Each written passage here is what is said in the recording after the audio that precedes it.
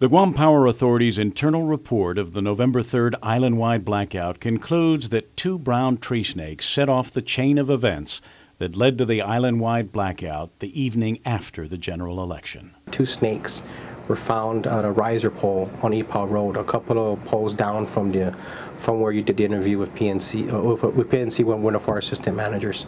That they're citing as the initial cause of the line fault that led to the blackout. The snakes apparently caused a short in the high-voltage power line, setting off a surge in current that sped down the line to a pole across the street from the Days Inn. Assistant Manager of Transmission and Distribution Simon Camacho told PNC News the day after the event that a surge in current set off arcing between the power line itself and a loose buckle clamp meant to hold the high-voltage line in place on this pole. The arcing acting like a blowtorch fueled by current in the 34,500-volt line. The arcing cut the power line in half.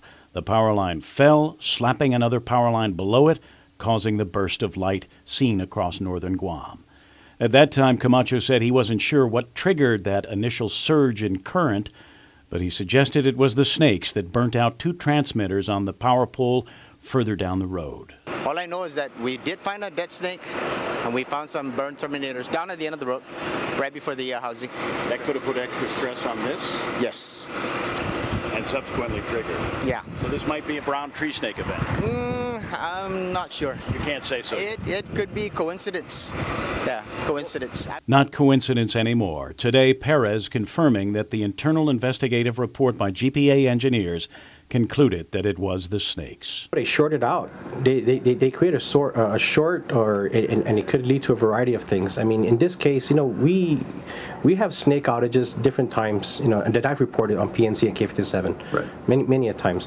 But Kevin, a snake, the snake may have caused the initial line fault, and it may have led to a point where it cross-phased and caused a line fault where you guys got video of that on EPAW Road. We should have isolated it. That's the bottom line. The initial snake-induced short that led to the line failure and the big burst of light was not contained because the protective relay switches at the Tamuning substation, which should have isolated the shortage to the EPAW Road area, did not work the way they're supposed to. It should have been isolated. Relay protection failure didn't open a breaker. That breaker caused that fault to be recognized by other parts of GPA's protection system, and it should have never happened. Never would have been island-wide if that relay protection system had worked. Correct.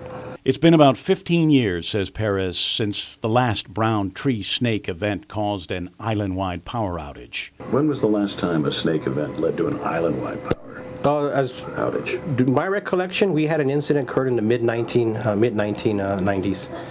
That's why we have the relationship we have with U.S. Department of Agriculture. After that blackout, we met with Mike Pitzler of USDA, and we came up with a plan that to protect our switch yards, power plants, and substations from brown tree snakes. As far as this particular incident, if we improve upon what the recommendations are made in the report by having dual protection systems in guard of these breakers, then I think we can pretty much call this an isolated incident that we don't expect to happen again. Kevin Kerrigan, PNC News.